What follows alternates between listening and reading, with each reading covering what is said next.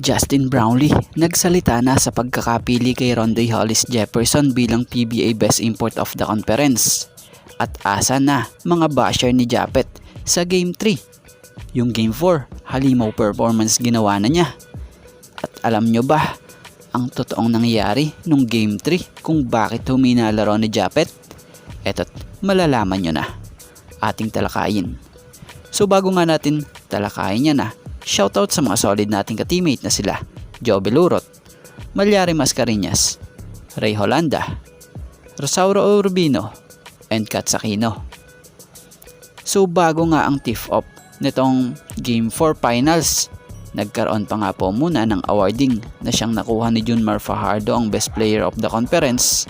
At sa Best Import Award naman, itong si Rondae Hollis Jefferson ng TNT ang siyang nakakuha ng award. Marami ang nagsasabi, deserve din naman daw nitong si Justin Brownlee ng Hinebra ang Best Import Award. Pero ganun talaga. Well, deserve rin naman talaga nitong si RHJ atong award na ito So sa nangyari nga pong awarding na ito, nagulat nang tinawag at tinanghal bilang Best Import of the Conference etong si RHJ dahil ayon kay Justin Brownlee, batay dito sa inilabas na update ni Inquirer.net credit po, ayon kay JB, that's a talented dude man. He's been playing incredible in the whole conference, so it's well deserved. So tama naman dun si Justin Brownlee. Deserve rin naman talaga nitong si RHJ itong award na natanggap niya bilang Best Import of the Conference. At saka ang maganda naman dito kay Justin Brownlee, alam niya kung saan siya lulugar at alam niya kung ano yung para sa kanya. So masaya siya sa kung ano yung natatanggap ng kapwa niya, kalaban man niya yan or kakampi niya.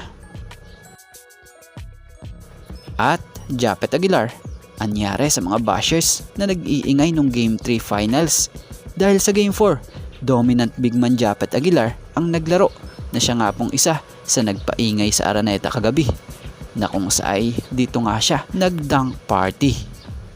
Malaking bagay ang laro at pagbawi ni Japet dito sa Game 4 Finals para makatabla sila sa serye na may 2-2 record na sa Best of 7 Series Finals na to. So si Japet kumamada rito ng 18 points, 6 rebounds, and 2 assists sa Game 4 Finals na to. So alam nyo ba, inamin din ni Japet kung bakit gano'n na lamang din yung sama ng laro niya nung nakaraang Game 3 Batay sa report, first quarter pa lang pala noon nung Game 3 Finals, hirap na pala raw ito huminga noon dahil kay RHJ na siyang natamaan nito at dumugo pa nga. So dumating pa nga sa puntong pinipilit nitong maglaro dahil alam niya na siya lang talaga yung center ng team ng Hinebra na kung sa ay parang nalalasahan pa nga raw niya yung dugo. So kinaya niya para lang makatulong sa team. So yun, alam nyo na mga basher kung ano ang sakripisyo na ginawa ni Japet nung Game 3. Pangit man ang nilaro niya nung Game 3, pero nitong Game 4, bumawi naman siya.